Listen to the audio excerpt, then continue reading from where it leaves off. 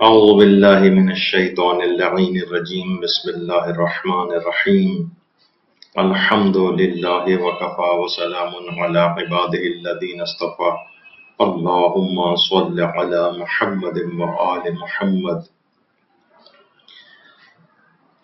سورہ الحمد اور سورہ بقرہ اور آیت الکرسی کے تعارف اور ان کے فضائل اور ان کی برکات پچھلے نشستوں میں بیان ہوئی۔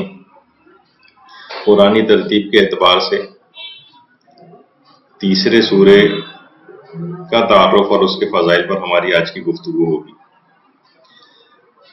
دیکھیے، سورہ آل عمران مدنی سورہ ہے، تقریباً 1.5 پارے کے برابر ہے، اور اس قدر عظمت ہے اس سورے کی کہ تفسیر مجموع البیان میں علامہ طبرسی نے پیغمبر اسلام ختم مرتبت صلی اللہ علیہ وآلہ وسلم سے ایک روایت نقل کی ہے، اللہم صلی علی محمد وآل محمد، کہ جو شخص بھی سورہ آل عمران کی تلاوت کرے گا خدا اس کی ہر آیت کے بدلے پل صراط سے گزرنے کا پروانہ عطا کرے گا۔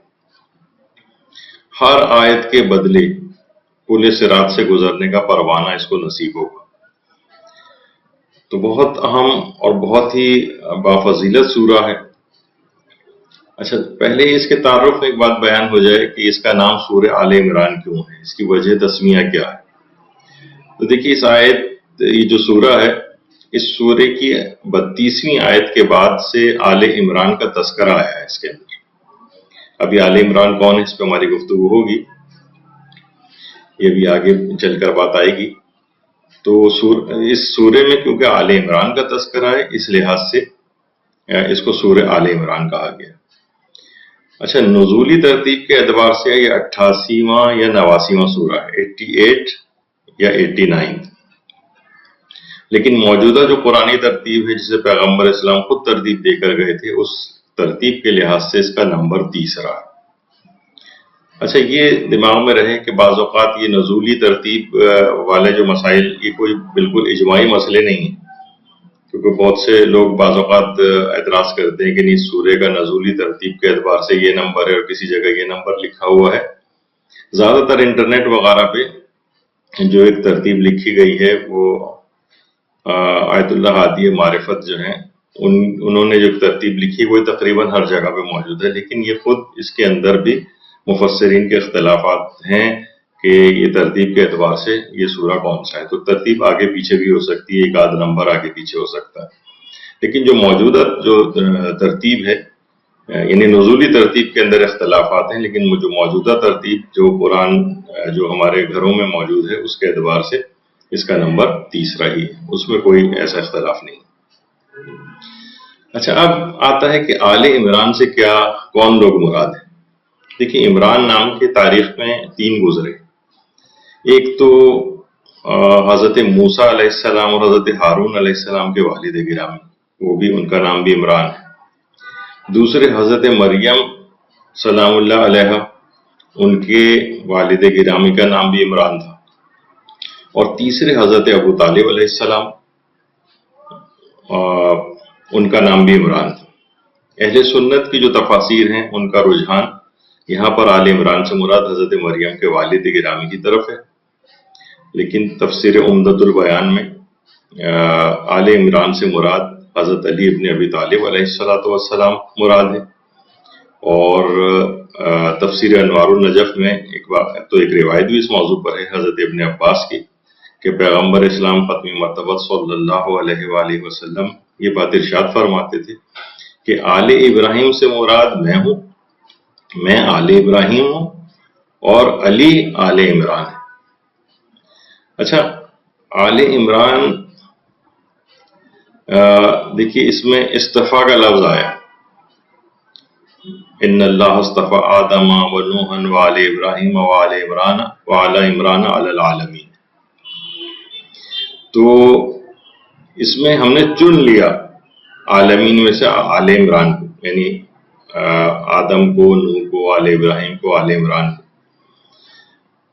تو بعض علماء نے تفسیر میں بات بھی بیان کی ہے کہ یہ غیر معصوم کے لیے ممکن نہیں ہے کہ ان کو عالمین کے لیے چنا جائے، کیونکہ دیکھیے فرشتے بھی عالمین میں شامل ہیں، اور آل عمران فرشتوں سے بھی افضل ہے.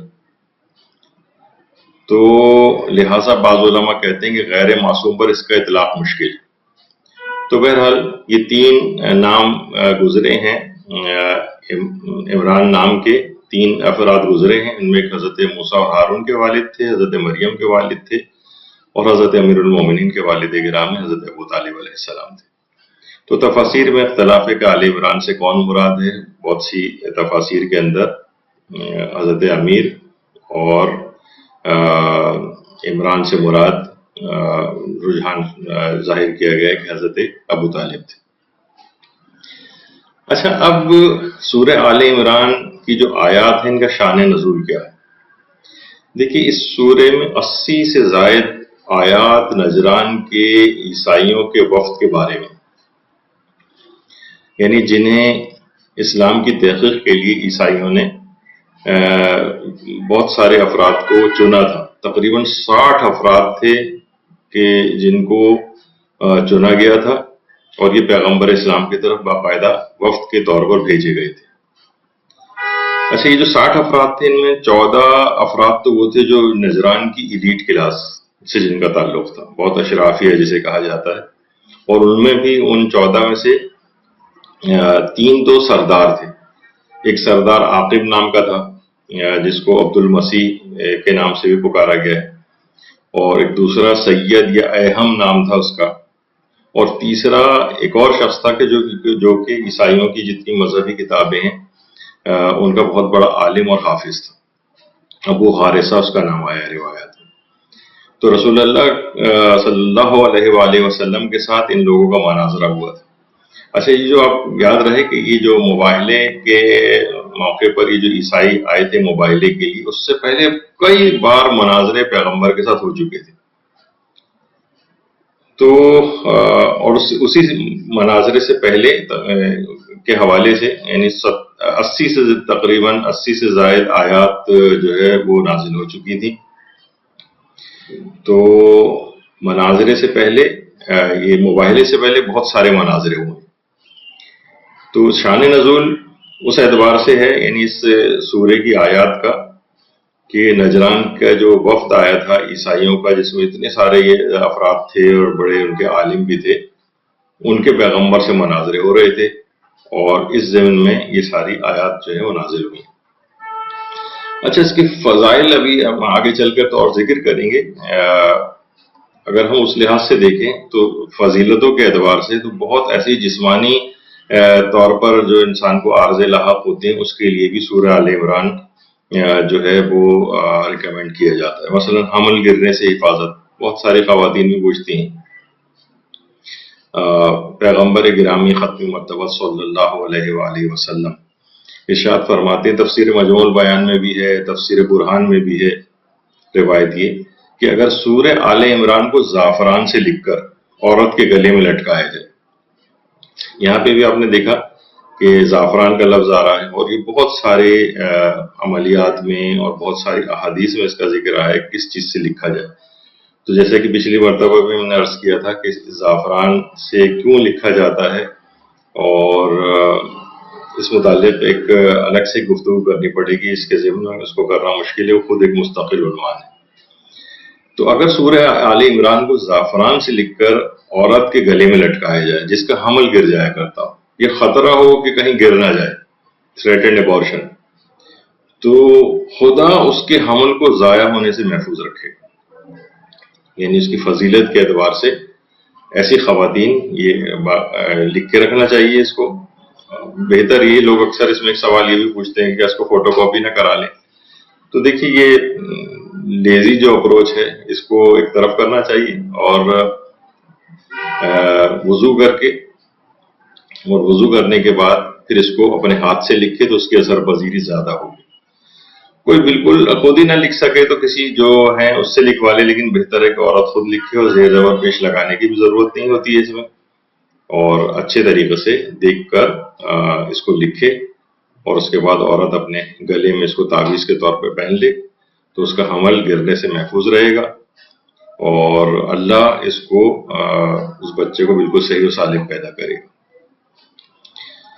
اچھا، اسی لحاظ سے جس طریقے سے کہ حمل ضائع ہونے سے محفوظ ہوتا ہے، کسانوں اور کاشتکاروں کے لحاظ سے بھی ایک عمل ہے، جو کہ اسی تفسیر مجموع البیان میں بھی ہے اور تفسیر برہان میں بھی ہے۔ پیغمبر اسلام صلی اللہ علیہ وآلہ وسلم سے روایت ہے کہ اگر کسی کھجور یا درخت کا پھل گر جایا کرتا ہو، مثلا انسان چاہے کہ بھئی میرے پھل ضائع ہو رہے ہیں، کاشتکار سوچ رہے ہیں کہ ہمارے پھل گر جاتے ہیں، اتنے ضائع ہو جاتے ہیں، نقصان ہو جاتا ہے، تو پیغمبر فرماتے ہیں اگر کھجور کا یا کسی درخت کا پھل گر جاتا ہو تو سورہ آل عمران کو لکھ کر اس درخت پر لٹکانے سے اس کا پھل گرنے سے محفوظ رہے گا۔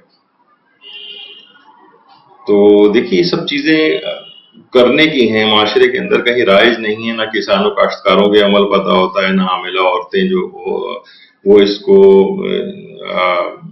ایکسپیرینس کرتی ہیں، پریکٹس کرتی ہیں، ایسا نہیں ہوتا معاشرے کے اندر۔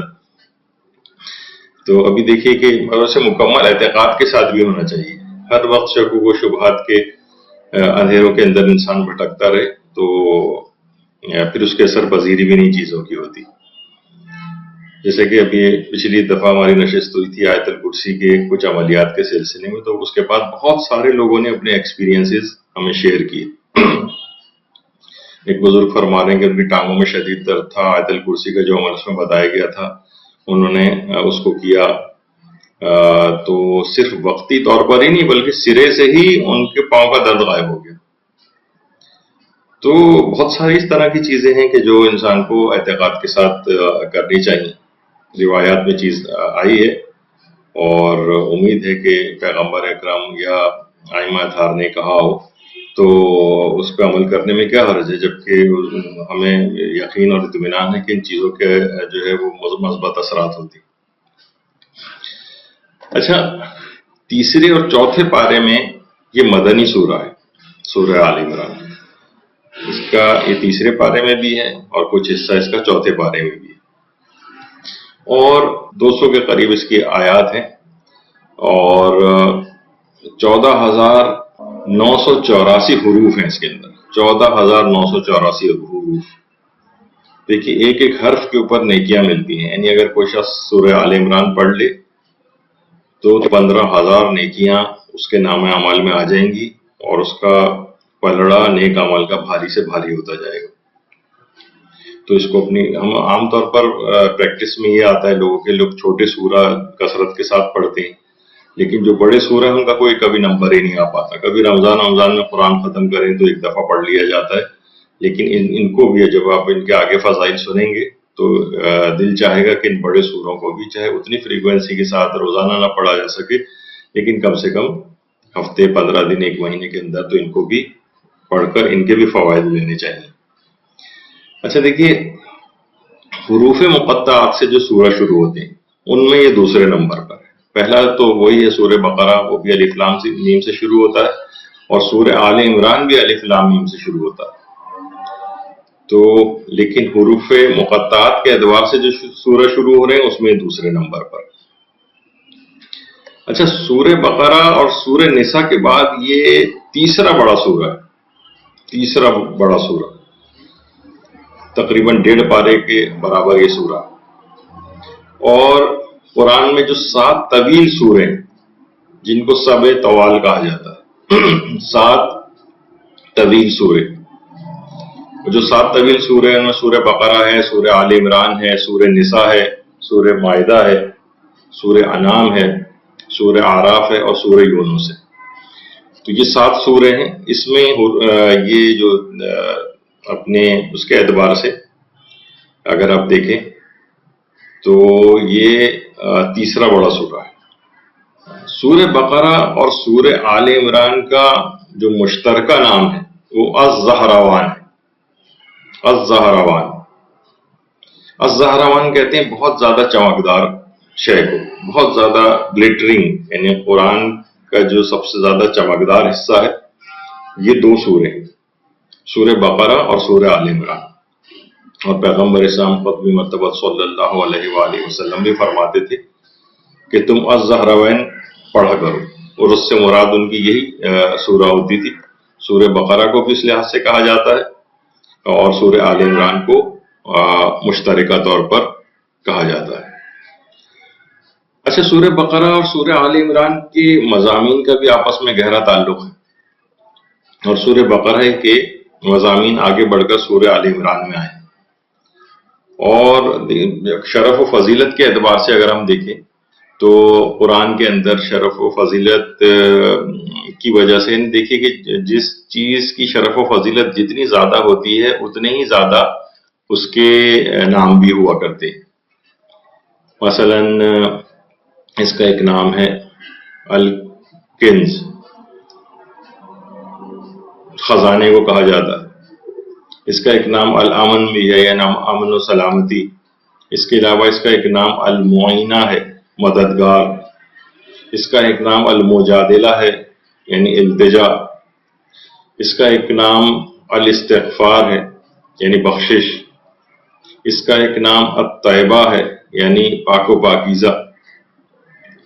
اچھا، جو اس کی آیات کا نزول ہوا ہے سورہ آل عمران کا، اس کا بھی ایک مقصد ہے۔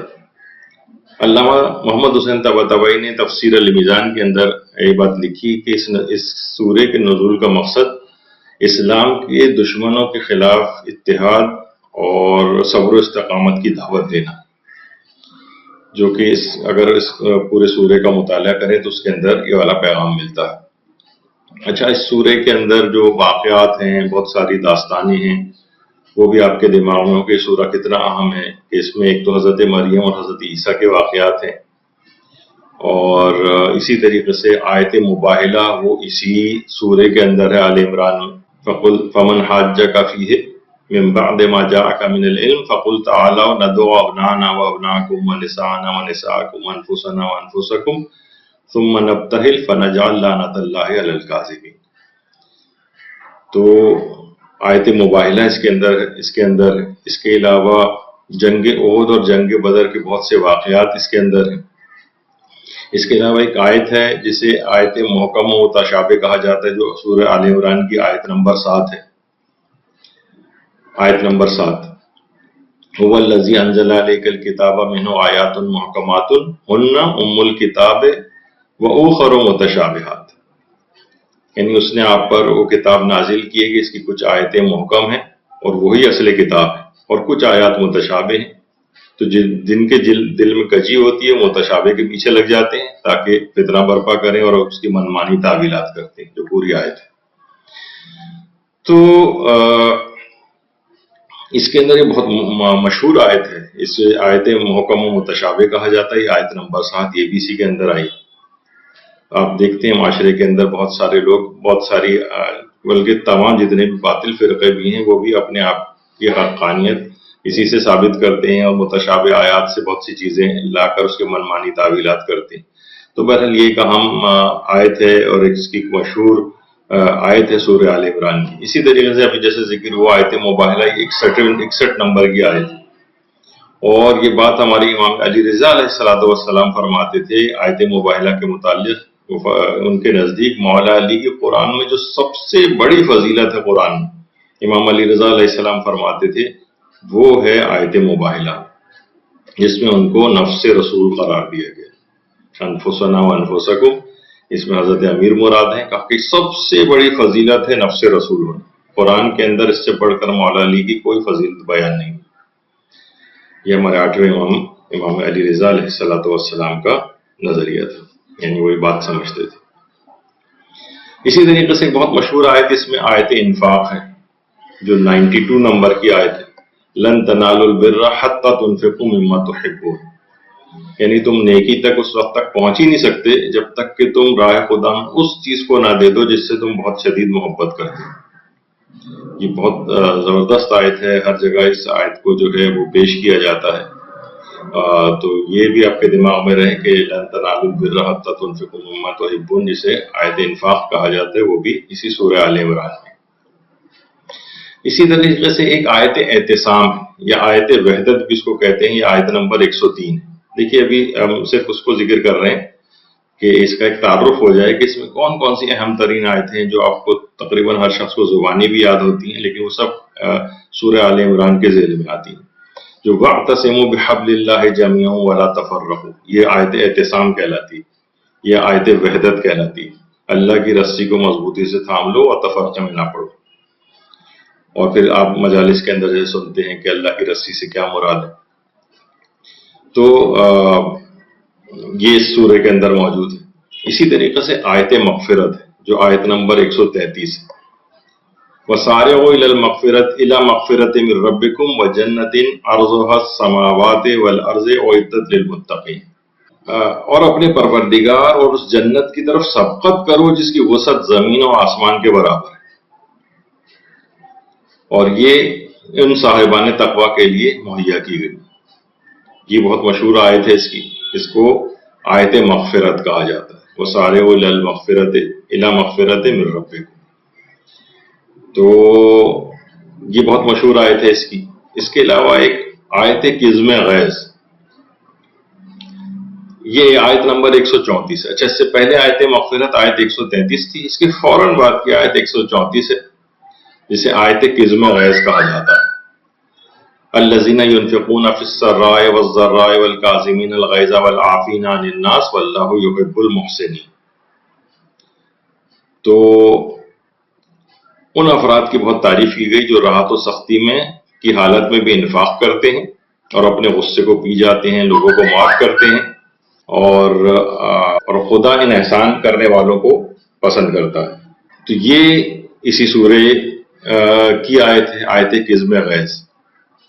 اور یہ اتنی اہم آیت ہے، اس کو باقاعدہ اس کو کہا جاتا ہے کہ اس کو لکھ کر جو ہے وہ اپنے ڈرائنگ روم کے اندر لگانا چاہیے. اور وقت انشاءاللہ جب ہماری اس سلسلے میں ایک گفتگو آئے گی غصے پر قابو پانے کے طریقے، جو کچھ ہی دن کے اندر اس موضوع پہ مفصل گفتگو آنے والی، اور اس میں بہت سے عملی اقدامات بتائے جائیں گے کہ انسان کیسے اپنے غصے کے اوپر قابو پائے. تو اس کے اندر یہ آیت کی مزید تفصیل آئے گی اور اس کے اپلیکیشن جو ہیں اس آیت کے جو ہے اس میں بیان ہوں گے. تو اس آیت کو خاص طور پر دماغ میں رکھنا چاہیے کہ یہ اسی سورہ آل عمران کی آیت ہے، آیت قزم غیظ کہلاتی. اچھا دیکھیے، بہت ساری جگہوں پہ ہمارے ہاں مختلف سینریز لگائی جاتی ہیں ڈرائنگ روم میں، لیکن اس طرح کی قرآنی آیات جو خوبصورتی کے اعتبار سے بھی، ظاہری خوبصورتی کے اعتبار سے بھی کمرے کو خوبصورت بنائیں گی، اور ہر آنے جانے والے کی نگاہ پڑے گی، قرآنی نصیحتوں کی طرف لوگوں کا دماغ جائے گا. تو بہرحال اس کو لگانا چاہیے. جیسے کہ کہا جاتا ہے کہ علم یعلم بان اللہ یرا، بہت سے لوگ لگاتے ہیں قرآن کی آیت. کہ ابھی تک تم نے اس بات کا علم حاصل نہیں کیا کہ اللہ تمہیں جو ہے وہ دیکھ رہا ہے. تو اس لحاظ سے اس آیت کی طرف متوجہ ہونا چاہیے کہ یہ بھی سورہ آل عمران ہی کی آیت ہے. اچھا، اس کے بعد جو ہے وہ ہے شہید کے زندہ ہونے والی آیت. یہ آیت نمبر 169، آیت 169. وَلَا تَحْسَبَنَّ الَّذِينَ قُتِلُوا فِي سَبِيلِ اللَّهِ أَمْوَاتًا بَلْ أَحْيَاءٌ عِندَ رَبِّهِمْ يُرْزَقُونَ. یعنی تم جو اللہ کی راہ میں قتل ہو جائیں تم ان کو مردہ نہ سمجھنا، وہ زندہ ہیں بلکہ وہ اللہ کی طرف سے رزق پاتے. یہ خود سورہ آل عمران ہی کی آیت ہے، مشہور ترین آیات کے اندر سے. اور غالباً یا تو حضرت امیر المومنین علیہ السلام کے روضے میں یا حضرت عباس علیہ السلام کے 2017 میں جب ذریعہ مقدس تبدیل ہوئی تھی تو دیگر آیات کے ساتھ یہ والی آیت بھی ذریعہ کے اوپر کندہ کی گئی تھی. تو بہرحال یہ دماغ میں رہے کہ یہ کبھی بھی آپ کے دماغ میں اگر آگے کہیں آیت سنیں تو آپ کے فوراً ریکال ہو جائے کہ سورہ آل عمران کی آیات ہے. اچھا، اسی طرح سے فقہی احکام کی بہت ساری آیات ہیں اس کے اندر جو کہ ہم ظاہر ہے اس کو بیان نہیں کریں گے. طہارت و نجاست سے متعلق بھی ہیں اس کے اندر، اور امر و نہی سے متعلق بھی ہیں، کچھ نظر و عہد سے متعلق بھی ہیں، حدود سے متعلق بھی ہیں. بہت ساری فقہ احکام کی آیات بھی اسی کے اندر موجود ہیں. اچھا، اسی طرح سے اگر روز جمعہ، اس میں شب جمعہ ہے لیکن اصل میں روایت جمعہ کے متعلق آئی کہ روز جمعہ سورہ آل عمران کی جو تلاوت کا ثواب بتایا گیا. اچھا دیکھیے، اتنے سارے اعمال جو ہے بیان پہلے بھی ہوتے رہے ہیں، اب بھی بیان ہوں گے، آئندہ بھی بیان ہوتے ہیں. لوگ پریشان ہو جاتے ہیں کہ اتنی ساری چیزوں پہ ہم عمل کیسے کریں.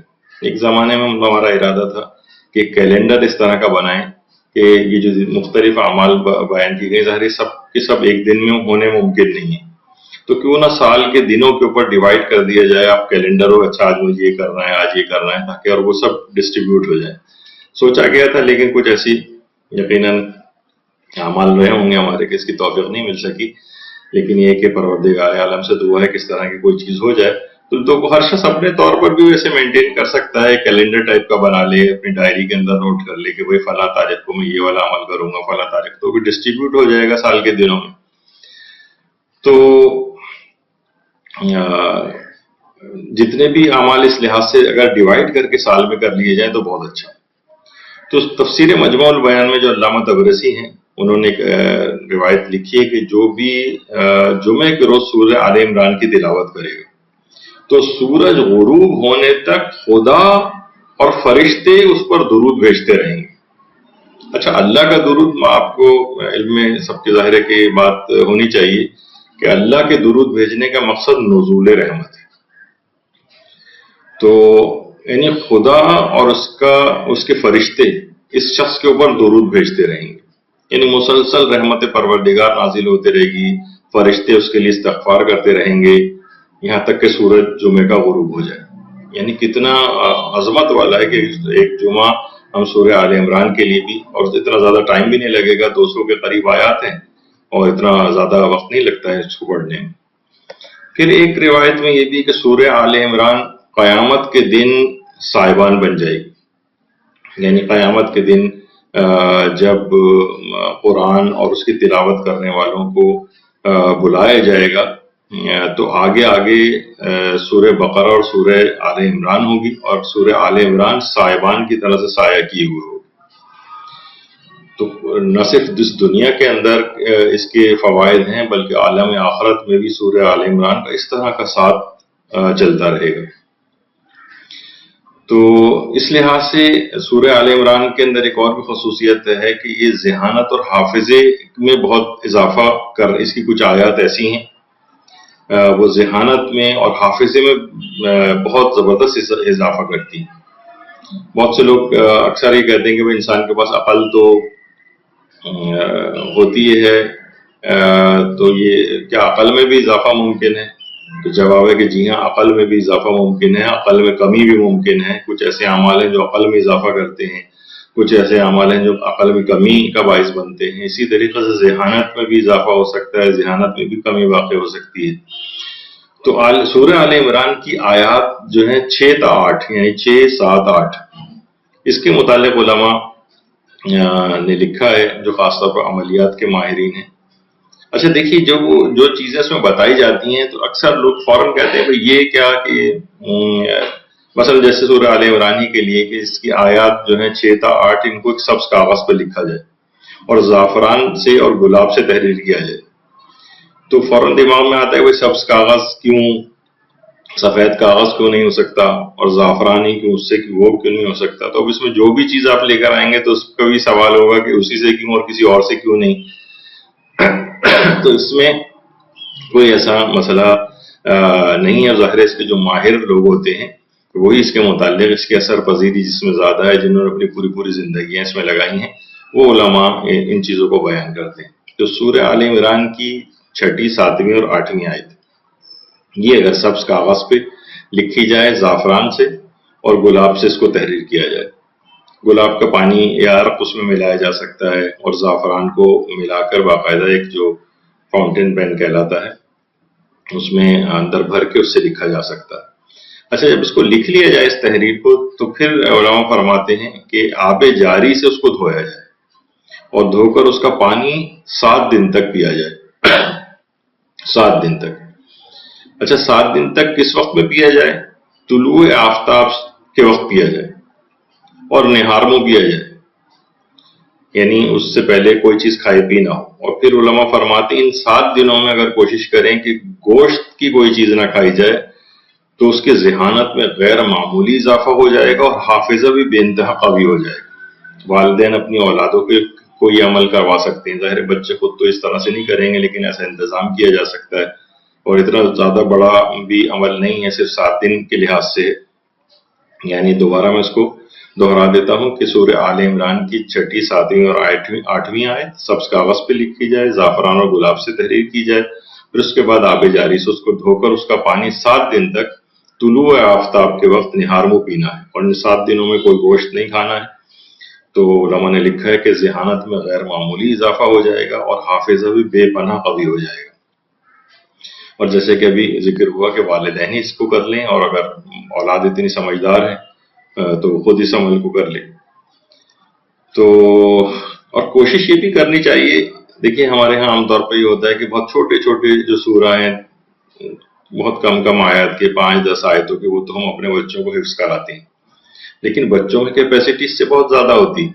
یعنی اگر کوشش کی جائے تو ذرا بڑے سورے بھی حفظ کیے جا سکتے ہیں، مثلا 200 آیات کا تو یہ سورہ آل عمران بچوں کو حفظ کرائی جا سکتی ہے۔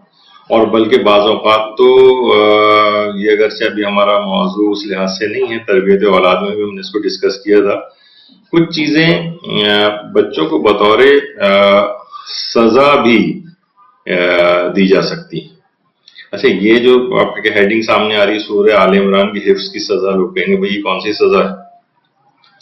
دیکھیے بعض سزائیں جو عام طور پر دی جاتی، جسمانی سزا، مثلا کان مروڑے جا رہے ہیں، تھپڑ مارے جا رہے ہیں، یہ تو جسمانی سزائیں، لیکن بعض اوقات یہ بھی تو ہو سکتا ہے نا کہ مثلا بچے ہیں، ان کو کوئی شرارت پہ تو خیر اتنا نہیں، مثلا کوئی بہت بدتمیزی یا کوئی ایسی چیز جس پہ سزا دینی ضروری ہو، تو آپ اس سے کوئی بھی چیز اس کی پسندیدہ اس سے دور کر سکتے ہیں کہ یہ چیز تو آپ کو اس وقت ملے گی جب مثلا آپ مجھے جو ہے نا یہ فلاں سورہ جو حفظ کر کے سناؤ گے تو یہ چیز تمہیں مل جائے گی، تمہیں اس وقت فلاں جگہ پہ لے کر جائیں گے، پکنک پہ ساتھ، یا کوئی بھی ایسی چیز اچیومنٹ جب تم یہ فلاں چیز کر کے سناؤ گے۔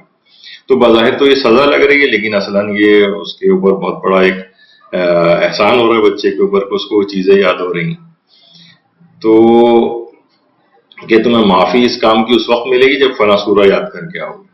ابھی کچھ ہی عرصے پہلے شمالی لبنان کی ایک عدالت نے 4 نوجوانوں کو جنہوں نے عیسائی مذہب کی توہین کی تھی، عدالت میں باقاعدہ مقدمہ چلا، بہرحال ثابت ہو گیا کہ انہوں نے عیسائی مذہب کی توہین کی۔ آپ کو پتہ ہے کہ لبنان میں عیسائی بھی ہیں، یہودی بھی ہیں، مسلمان بھی ہیں، مختلف فرقے اس طرح سے ہیں، اور ایک مشترکہ قسم کی گورنمنٹ بھی بنتی ہے، اور وہاں عدالتوں کے ججز بھی جو ہیں وہ ہر فرقے سے تعلق رکھتے ہیں۔ تو عیسائی خاتون جج، جس کو تصویر کو ہم نے تھوڑا سا بلر کر دیا ہے اس وجہ سے کہ وہ بے حجابی والی تصویر تھی، تو عیسائی خاتون جو جج تھی ان کے پاس یہ مقدمہ گیا، تو انہوں نے ایک سزا سنائی کہ ان 4 لڑکوں کو کہا کہ یہ سورہ آل عمران جو ہے حفظ کر کے سنائیں گے تو ان پر سے سزا معاف ہوگی۔ اچھا، ہر کوئی اس فیصلے میں بڑا حیران ہوا، وہ نوجوان خود یہ فیصلہ سن کر حیران و شجدہ رہ گئے، اور پھر یہ طے پایا کہ فلاں مقررہ تاریخ سے ان کو ایک ڈیڈ لائن دی گئی کہ اس وقت تک ان کو حفظ کر کے سورہ آل عمران سنانی۔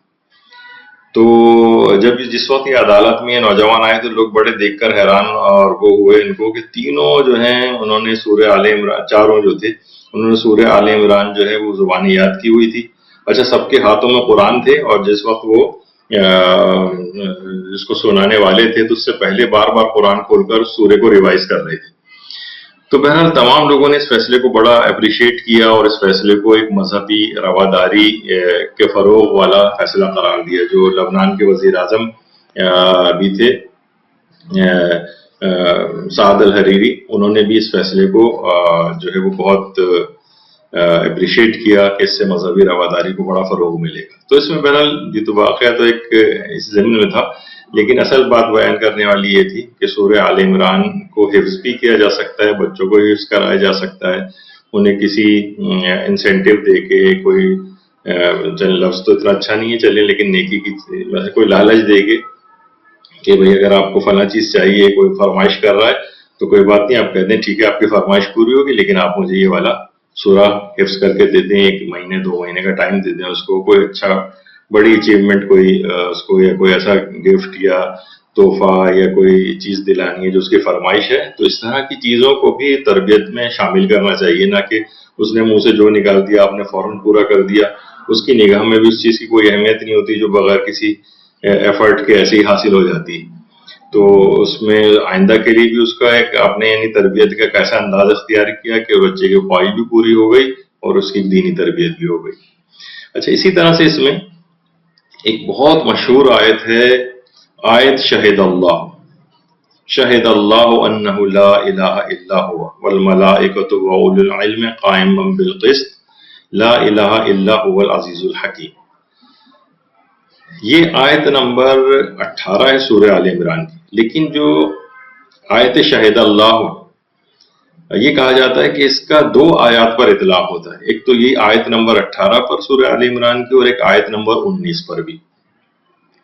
یعنی آیت 18 اور آیت 19 سریع الحساب تک آیت 19 ختم ہوتی. تو یہ دو آیات یعنی ایسی معرکۃ الآرا جسے کہا جائے، یا اتنی عظیم الشان یہ دو آیات ہیں.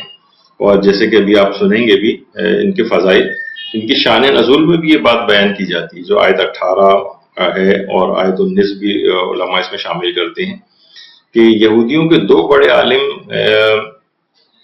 ایک مرتبہ شام سے مدینے آئے.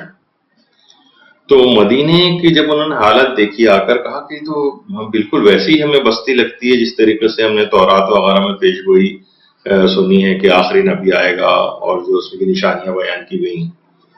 تو لوگوں سے جب ان کو معلوم چلا، اطلاع ملی کہ یہاں تو خود ہی ایک ایسی عظیم شخصیت موجود ہے جو خود کو اللہ کا نبی کہتی. یہ اسی زمانے میں وہاں پر آئے تھے دونوں یہودی عالم. انہوں نے کہا چلو چل کے ملاقات کرتے ہیں. خدمت اقدس پیغمبر اکرم صلی اللہ علیہ وآلہ وسلم میں آئے تو دیکھا کہ وہ تمام صفات اس مقدس ہستی میں موجود ہیں جو کہ اس سے پہلے کی جو آسمانی کتب اور مقدس کتابوں کے اندر جس حالت میں بھی ان کے پاس وہ کتابیں تھیں اس میں جو آخری نبی کی علامات بیان کی گئی. تو انہوں نے پوچھا رسول اللہ سے کہ کیا آپ محمد ہیں صلی اللہ علیہ وآلہ وسلم؟ پیغمبر اکرم نے فرمایا ہاں میں محمد اور احمد ہوں. تو انہوں نے کہا کہ اگر آپ ایک سوال کا ہمیں جواب دے دیں تو ہم ایمان لے آئیں گے آپ پر. پیغمبر اکرم صلی اللہ علیہ وآلہ وسلم نے فرمایا پوچھو. کہا کہ اللہ کی کتاب میں سب سے بڑی شہادت و گواہی کس چیز سے متعلق، یہ بتائیے. جبریل امین اسی وقت آل عمران کی آیت نمبر 18 شہد اللہ انہ لا الہ الا ہو یہ آیت لے کر نازل ہوئی، اور پیغمبر اکرم نے یہ آیت شہد اللہ جو ہے وہ ان یہودی عالموں کو سنا دی. سنتے ہی وہ دونوں اسی وقت ایمان لے آئے. اللہم صلی علی محمد وآل محمد. تو اس کا آیت شہد اللہ کا شان نزول اس لحاظ سے بیان کیا جاتا ہے. اور پیغمبر اسلام آیت شہد اللہ کی میدان عرفات میں بھی تلاوت فرماتے تھے. جو روایت ملتی ہے کہ میدان عرفات میں بھی تلاوت فرمائی اس آیت کی. اور ہر نماز کے بعد بھی آیت شہد اللہ کو پڑھنا جو ہے بہت ثواب رکھتا ہے ہر نماز کے بعد. تفسیر روح المعانی میں بھی ایک روایت ہے حضرت ابو ایوب انصاری سے کہ پیغمبر اسلام نے یہ بات ارشاد فرمائی صلی اللہ علیہ وآلہ وسلم کہ جو شخص بھی نماز کے بعد سورہ فاتحہ، آیت الکرسی، آیت سورہ آل عمران کی آیت 18 یہ شہد اللہ اور 19ویں بھی چلیں اس میں شامل کر لیں. اس کے علاوہ آیت نمبر 26 سورہ آل عمران کی وہ تو عز من تشاء تو ذل من تشاء جس میں آتا ہے، اگر کوئی شخص یہ تلاوت کر لے یعنی سورہ فاتحہ، آیت الکرسی، آل عمران کی آیت 18 19 اور آیت نمبر 26 تو اس کے تمام گناہ معاف کر دیے جاتے ہیں اور 70 حاجات اس کی پوری کی جاتی ہیں جس میں سے کم ترین حاجت جو ہے وہ مغفرت کی حاجت ہے کہ اس کے سارے گناہ معاف ہو جائیں. کم ترین حاجت، سارے گناہ معاف. تو سوچی اس سے بڑھ کر جو باقی 69 اور 69 حاجات اور ہوں گی کیا کچھ جو کہ اس سے کہیں زیادہ وہ بھی سب قبول ہو جاتی ہیں اس کے. تو ہر نماز کے بعد اس کو پڑھنے کی اتنی تاکید ہے. انشاءاللہ جب ہم شاید اس موضوع پر ایک گفتگو رکھیں کہ ہر نماز کے بعد دعائیں تو سب کو پتہ ہیں، تسبیحات بھی پتہ ہیں، لیکن کون کون سی آیات قرآنی تعقیبات میں پڑھنا ثواب رکھتا ہے جس کی تاکید آئی کہ ہر نمازوں کے بعد ان آیات قرآنی کی تلاوت کی جائے. اس کا ایک پیکیج ہے ان آیات کا اور بہت زیادہ بھی نہیں ہے 10 12 15 کے قریب، اس سے زیادہ آیات نہیں ہوں گی وہ، لیکن وہ ہر نماز کے بعد ان کو پڑھنے کی بہت زیادہ تاکید آئی۔ تو اس کے اندر آیت شہید اللہ ہوگی، آیت نمبر 18 جو سورہ آل عمران کی، وہ انشاءاللہ اپنی اس میں ہم بیان کرتے رہیں گے۔ تو ہر نماز کے بعد بھی اس کو پڑھا جائے۔ اچھا، پھر اس کے اندر وہ اولو العلم قائما بالقسط، یعنی وہ صاحبان ایمان جو کہ عدالت پر قائم، انصاف پر قائم، ان کی جو تعریف بیان ہوئی، یعنی وہ توحید پر ان اہل علم کی گواہی جو کہ عدالت پر قائم۔ ان سے مراد کون ہے؟ اولو العلم قائما بالقسط کون ہے؟ کون؟ تو تفسیر عیاشی میں بھی یہ روایت ہے کہ اس سے مراد مولا کائنات حضرت امیر المومنین علی ابن ابی طالب علیہ السلام، اور دیگر اور جو روایات ہیں اس میں دیگر معصومین کو بھی اس سے مراد لیا گیا ہے۔ یعنی امام نے خود فرمایا ہے کہ نحن اولو العلم قائما بالقسط، یعنی وہ اولو العلم جس کا قرآن میں تذکرہ آیا وہ ہم ہیں۔ تو ابھی آپ نے سنا کہ آیت شہید اللہ جو ہے اس کو نماز کے بعد پڑھنا چاہیے، تعقیبات نماز میں پڑھنا چاہیے۔ یہ وجہ ہے کہ عروۃ الوثقی جو ہماری کتاب ہے فقہ کی، اور تقریباً تمام علماء اس پہ حاشیے بھی لگاتے ہیں، اس میں تعقیبات نماز میں آیت شہید اللہ کو پڑھنے کا استحباب بھی بیان ہے۔ تو انشاءاللہ جیسے کہ ہم نے کہا کہ وہ بہت سی آیات قرآنی کہ جن کو تعقیبات نماز میں پڑھنے کا حکم ہے، یہ ہم الگ سے ایک عنوان کے طور پر کسی درس میں ذکر کریں گے۔ اچھا، سوتے وقت آیت شہید اللہ کی تلاوت کا بھی بہت ثواب ہے۔ تفسیر مجموع البیان میں علامہ طبرسی نے پیغمبر اکرم ختم مرتبہ صلی اللہ علیہ وآلہ وسلم سے روایت نقل کی ہے کہ جو بھی اس آیت کو، آیت شہید اللہ کو سوتے وقت تلاوت کرے گا تو خدا 70,000 فرشتے خلق کرے گا جو قیامت تک اس کے لیے طلب مغفرت کرتے رہیں گے۔ یعنی صرف اتنی مختصر سی آیت جو چند سیکنڈز کے اندر پڑھی جاتی ہے، پیغمبر فرماتے ہیں سوتے وقت اگر کسی نے اس کی تلاوت کی 70,000 فرشتے خلق ہوں گے جو قیامت تک مسلسل اس کے لیے طلب مغفرت کرتے رہیں۔ کیا عظمت ہے، اور کتنی آسانی کے ساتھ پروردگار نے ہماری مغفرت کو قرار دے دیا ہے کہ صرف سونے سے پہلے اس کو تلاوت کرنا ہے، 70,000 فرشتے مسلسل اس کے لیے طلب مغفرت قیامت تک کرتے رہیں۔ اچھا، یہ تو فقط یعنی اگر آپ صرف یہ آل عمران کی آیت 18 کی بات کر رہے ہیں، صرف اس حد تک ہے، لیکن اگر دیگر آیات کے ساتھ سوتے وقت ملا لیا جائے اس آیت شہید اللہ ہو تو پھر اجر و ثواب کیا بڑھ جائے گا؟ وہ اتنا ہو جائے گا کہ بحر الانوار میں علامہ مجلسی نے ہمارے چھٹے امام جعفر صادق علیہ السلام سے روایت نقل کی کہ جو شخص بھی سوتے وقت 3 مرتبہ آیت الکرسی پڑھے اور یہ آیت شہید اللہ پڑھے، اچھا، اور آیت سخرہ اور آیت سجدہ۔ اچھا، آیت سخرہ کون سی ہے؟ سورہ اعراف کی 54ویں آیت 54، اور ویسے تو یہ آیت 54 ہے، لیکن ہمارے کچھ علماء جیسے شیخ بہائی یا آیت اللہ حسن زادہ عاملی وہ فرماتے ہیں کہ یہ جو آیات سخرہ ہیں اصل میں، یعنی سورہ اعراف کی 54ویں کے ساتھ 55ویں اور 56ویں آیت بھی ملا لیں، یعنی 54، 55 اور 56، یہ 3 آیات یہ آیات سخرہ کہلاتی ہیں، اور بڑی عظمت ان کی الگ سے ہے جو کبھی اپنے مقام پر جب سورہ اعراف کو ہم بیان کریں گے اس وقت اس کا ذکر آئے گا۔ اور کچھ جو عملیات کی کتاب ہے اس میں آیت نمبر 57 کو بھی آیات سخرہ میں شامل کیا گیا ہے۔ تو چلیں، کوئی اتنا بڑی بات نہیں ہے، آیت 54 سے لے کر 57 تک اگر یہ پڑھ لی جائیں، ان ربکم اللہ الذی سے جو شروع ہوتی آیت اور محسنین تک جاتی، تو پروردگار عالم شر شیطان سے اس کی حفاظت کرے گا اور 30 فرشتے مقرر کرے گا جو حمد کر بجا لاتے رہیں گے، تسبیح کرتے رہیں گے، تکبیر بجا لائیں گے، تحلیل بجا لائیں گے، یعنی لا الہ الا اللہ، اور اس کی مغفرت کی دعا کرتے رہیں گے یہاں تک کہ وہ نیند سے بیدار ہو جائے، اور اس کا تمام کا ثواب اس کے نامہ عمل میں درج کیا جائے۔ تو سوتے وقت آیت شہید اللہ کو کن کے ساتھ ملانا ہے آپ نے؟ چھٹے امام کی روایت کے مطابق 3 دفعہ آیت الکرسی ایک دفعہ آیت شہید اللہ اور آیت سخرہ اور آیت سجدہ. تو اتنا زبردست اس کا ایک جو ہے وہ ثواب آپ کو ملے گا. اور آیات سخرہ ہم نے بتایا کہ 54 سے لے کر 57 تک ان آیات کو پڑھ لیا جائے. اچھا، سخت ترین حالات میں بھی آیت شہید اللہ سے مدد لی جا سکتی.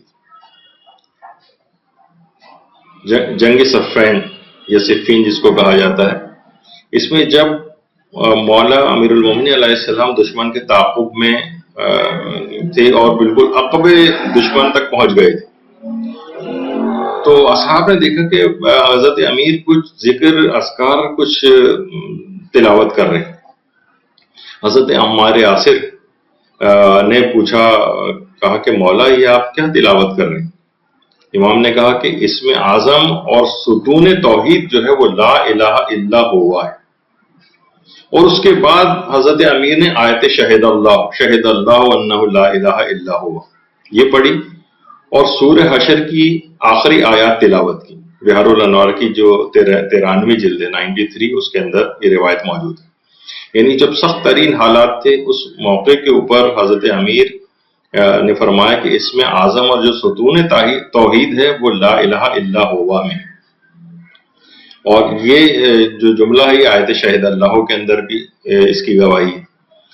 تو اس کے ساتھ سورہ حشر کی آخری آیات. تو یہ سخت ترین کبھی حالات انسان کے پیش آ جائیں تو اس میں وہ آیت شہد اللہ جو 18ویں اور 19ویں آیت ہے سورہ آل عمران کی، اس سے بھی مدد لے سکتا. اور مرتے وقت بھی اس آیت کا بہت فائدہ ہے. سورہ آل عمران کی کشف الاسرار کی جو دوسری جلد ہے اس میں ایک حکایت بیان کی گئی، اور یہ والی جو حکایت ہے یہ خبر گزاری حوزہ جو حوزہ علم قم کی خبر رسانی کی جو ایک ویب سائٹ ہے اس کے اندر بھی یہ حکایت جو ہے وہ آپ کو ملے گی، ورنہ کشف الاسرار کتاب کی دوسری جلد میں ہے. اور جو ویب سائٹ ہے خبر گزاری حوزہ، اس میں فعالیت آیت بزرگ ترین کے نام سے اس کی حکایت لکھی ہوئی. تو بڑی عجیب و غریب ہے یہ کہ ایک شخص تھا کہ جو کہ ان آیت شاہد اللہ ہوئی جو سورہ آل عمران کی 18ویں اور 19ویں آیات کی بہت زیادہ تلاوت کرتا تھا، بہت زیادہ. اور جب بہت زیادہ تلاوت، بہت سے لوگ ہوتے ہیں اتنا کلک کر جاتا ہے ان کو کہ ہر وقت پھر ان آیات کی یا ان سوروں کی تلاوت کرتے رہتے ہیں ساری زندگی. اور وہ ایک بات کہتا تھا پروردگار میں یہ تیرے پاس امانت رکھوا رہا ہوں، جس وقت مجھے اس کی ضرورت ہو مجھے اس کو لوٹا دینا. اچھا دیکھیے ایک چیز اور بھی ہے، جب آپ زیارات پہ جاتے ہیں مقامات مقدسہ کی زیارت پر، تو وہاں پر عربی میں بہت ساری دعائیں وغیرہ بھی پڑھائی جاتی ہیں. تو ان زیارات کی اکثر جگہوں پر وہاں اپنے عقائد کا اظہار کیا جاتا ہے، اور اس میں بھی یہ والے جملے آتے ہیں کہ پروردگار میں اپنے ان عقائد کا جو اظہار کر رہا ہوں یہ میں تیرے پاس امانتاً رکھوا رہا ہوں، امانتاً. تو جس وقت مجھے ضرورت ہو، ظاہر جس وقت انسان مرتا ہے تو اس وقت ان عقائد حقہ کا زبان سے اظہار کرنا بھی مستحب ہے. اور کچھ پرانے علماء ہمارے تھے وہ تو کہتے تھے کہ اللہ پر اپنے حسن ظن کا اظہار کرنا بھی واجب ہے. تو انسان جب اس کا آخری وقت قریب آئے تو اپنے عقائد حقہ کا لوگوں کے سامنے اظہار کرے. تو پھر وہ کثرت سے اس کو پڑھتا تھا آیت شہد اللہ کو. جس وقت اس کے انتقال کا وقت قریب آیا خود بخود اس کی زبان پر آیت شہد اللہ جاری ہو گئی، اور وہ انہی آیات کی تلاوت کرتے کرتے اس دنیا سے رخصت ہو گیا.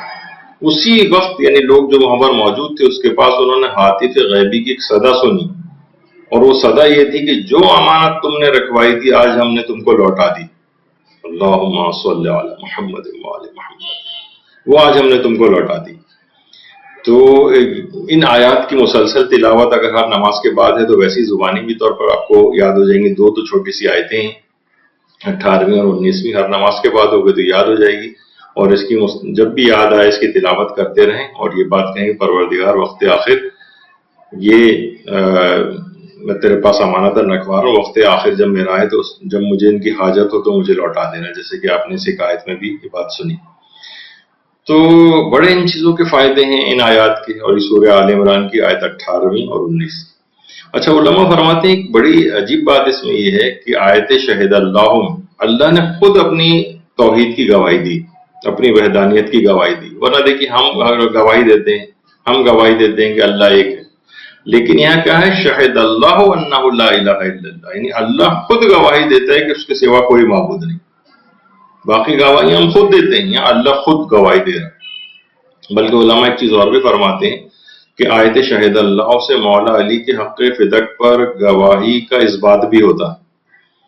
یعنی اس میں کیا ہے؟ وہ اہل علم جو عدل پر قائم ہے، یعنی جس سے ابھی ہم نے اس سے مراد مصداق قرار دیا تھا کہ امیر المومنین کی ذات گرامی ہے، یعنی ان کی گواہی ٹھکرا دی گئی فدق کے سلسلے میں۔ یعنی جب مولا علی کی توحید کے سلسلے میں اللہ کی وحدانیت کے گواہ وہ بن سکتے ہیں جس سے بڑھ کر کوئی اور گواہی نہیں، تو فدق کے گواہ کے طور پر ان کو کیوں نہیں مانا گیا؟ یعنی حیرت ہے کہ توحید کے معاملے کے لیے تو علی کی گواہی کو مانا جائے، اور تھوڑی سی جائیداد کے لیے علی کی گواہی کو ٹھکرا دیا جائے۔ علی تو رسالت کے بھی گواہ ہیں۔ وہ جو سورہ رات کی جو آخری آیات ہیں کہ قل کفا باللہ شہیدا بینی و بینکم ومن عندہ ام الکتاب، یعنی رسول اللہ کو خطاب ہے کہ کہہ دو کہ رسول کے میرے اور تمہارے درمیان گواہی کے لیے اللہ کافی ہے، اور وہ کافی ہے جس کے پاس کتاب خدا کا علم ہے۔ تو تفاسیر میں ہے کہ من عنده ام الکتاب سے مراد حضرت امیر کی ذات گرامی، اللہم صلی علی محمد و علی محمد۔ تو مولا علی توحید کے گواہ بن رہے ہیں، رسالت کے گواہ بن رہے ہیں، وہاں ان کی گواہی تسلیم کی جا رہی ہے، لیکن فدق کے معمولی سی جائیداد کے قصے میں کے مسئلے میں ان کی گواہی کو جھٹلا دیا جائے اور ٹھکرا دیا جائے۔ تو یہ بڑی حیرت انگیز باتیں ہیں ساری جو تاریخ اسلام کے اندر ہم پڑھتے ہیں کہ حضرت امیر کی گواہی کو کس طرح سے جھٹلائے گئے۔ اچھا، ہوئی چیزوں کے سلسلے میں بھی سورہ آل عمران کی آیات، ایک آیت ایسی ہے مثلا سورہ آل عمران کی آیت نمبر 7، وہ آپ خود دیکھ لیجئے گا، 7ویں آیت ہے، گمشدہ چیز پر کے لیے پڑھے یا مثلا گمشدہ انسان کے لیے پڑھے، اور اس آیت کو پڑھ کر اس کی واپسی کی دعا مانگی جائے تو اللہ اس کو واپس لوٹا دے گا۔ کوئی چیز گم جائے یا انسان گم جائے، مسنگ پرسنس ہمارے کتنے نوجوان غائب ہیں، ان کو کچھ پتہ نہیں ہے، تو آل عمران کی آیت نمبر 7 کو اس نیت سے کہ فلاں انسان مل جائے یا فلاں چیز مل جائے، یہ اس کام کے لیے سورہ آل عمران کی آیت نمبر 7 علماء ریکمینڈ کرتے ہیں۔ اس کے علاوہ شک و وسواس کی بیماری کسی کو ہو جائے، لوگ کتنا پریشان ہیں، ہر وقت ہاتھوں کو دھوئے چلے جا رہے ہیں، اب تو خیر یہ بھی وسواس کی حد تک بہت ساری چیزیں کووڈ وغیرہ میں بھی ہو گئی ہیں کہ اکیلے گھر میں بھی آدمی تھوڑی دیر بعد نہ کسی سے مل رہا ہے، نہ کچھ کہیں ہاتھ لگ رہے ہیں، تب بھی ہاتھوں کو دھوئے چلے جا رہا ہے۔ خیر، آیات جو آل عمران ہے اس میں 16 تا 18 وسواس اور شک کی بیماری کے لیے، یعنی اگر 16، 17 اور 18ویں آیت، اس میں بھی جو روحانیت اور اس کے جو علوم کے ماہرین ہیں وہ فرماتے ہیں کہ اگر کوئی شخص بہت زیادہ وسواس میں مبتلا رہتا ہے، شک و شبہات میں مبتلا رہتا ہے، ممکن ہے نجاست و طہارت کے شک ہوتے ہوں، وسواس آتے ہوں، ممکن ہے عقائد کے سلسلے میں آتے ہوں، تو وہ سفید شکر پر پڑھ کر، چینی جو میٹھی چیز ہوتی ہے، سفید شکر، 16 تا 18ویں آیت سفید شکر پر پڑھے، اور اس میں اس کو حل کرے آب شبنم سے، آب شبنم سے حل کرے، اور